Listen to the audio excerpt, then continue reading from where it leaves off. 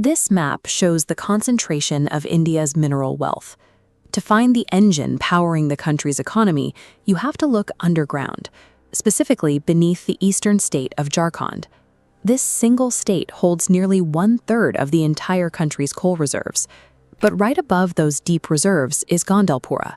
For over 1,000 days, the farmers in this village have maintained a relentless sit-in protest against the government. The conflict began in 2021, when the central government allocated over 500 hectares of this land to Adani enterprises to develop a legal coal block. For the people living here, that allocation represents the end of their way of life. A massive open-pit mine would consume their multi-crop farms, their local forests, and their ancestral homes. On the surface, the narrative is clear: a vulnerable farming community mounting a desperate defense of their land against corporate expansion and state power. But spend a few hours in Gondalpura, and a different reality emerges. Tractors overflowing with raw black coal drive openly through the village, past the very people protesting the mine. These tractors feed a massive network of local brick kilns. These operations are a pillar of the local landscape, and they are powered entirely by coal sourced within the village limits. The villagers fighting a corporate coal mine are pulling coal out of the ground themselves every single day through illegal digging. They have spent 3 years fighting to stop a coal mine, while their daily survival depends on pulling that same coal out of the earth with their own hands.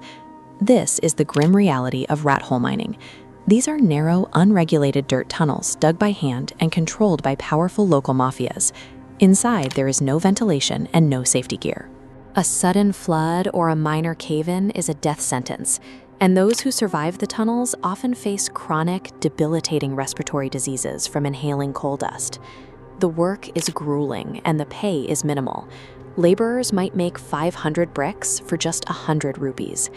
Yet, villagers take the risk because it secures them free coal to cook their meals and heat their homes. Local authorities occasionally use heavy machinery to seal these illegal pits, but the moment the officials leave, the mafias hire workers to clear the rubble, and the tunnels are back in operation within days. This informal economy functions as a desperate survival mechanism, locking these villagers into a cycle of severe physical danger and exploitation. The villagers are so dependent on this fragile income that they often shield the mafias from outside observers. During interviews, locals become guarded, fearing that exposing the pits will destroy their only remaining lifeline. The choice between illegal and legal mining comes down to the Earth's surface. A rat hole mine endangers the worker, but an open pit mine erases the entire village.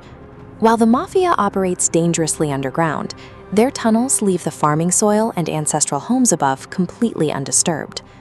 By contrast, the legal alternative requires the total seizure of the land. For the company to reach the coal safely and efficiently, every farm and every house must be permanently removed. To these farmers, risking a horrific death in an illegal tunnel is a logical price to pay to keep their land. Legal mining might be safer, but it guarantees they lose everything they own. But the standoff in Gondalpura is colliding with a massive national reality. India's energy consumption is soaring, and right now, coal provides 70% of the nation's power. To prevent blackouts in growing cities and keep factories running, India must extract nearly 1,500 million tons of coal annually by the end of this decade. Relying on imports to meet this demand would drain India's foreign exchange reserves and trigger heavy inflation, affecting the cost of living for over 1 billion people. From a policy perspective, tapping domestic reserves like those in Gondalpura is a strict macroeconomic necessity for national stability, rather than a matter of corporate preference. The resistance in Gondalpura has placed these farmers directly in the path of a national industrial freight train, one fueled by the energy demands of the world's most populous nation.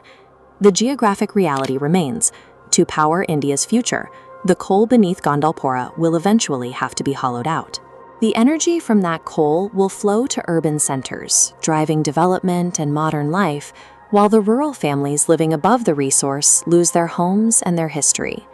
The villagers are currently caught in a transition with no easy exit, trapped between dangerous exploitation in the dark and total displacement in the light. It forces us to consider a difficult truth about development. Is the rise of a modern, powerful India built upon the quiet, unavoidable sacrifice of its most vulnerable citizens?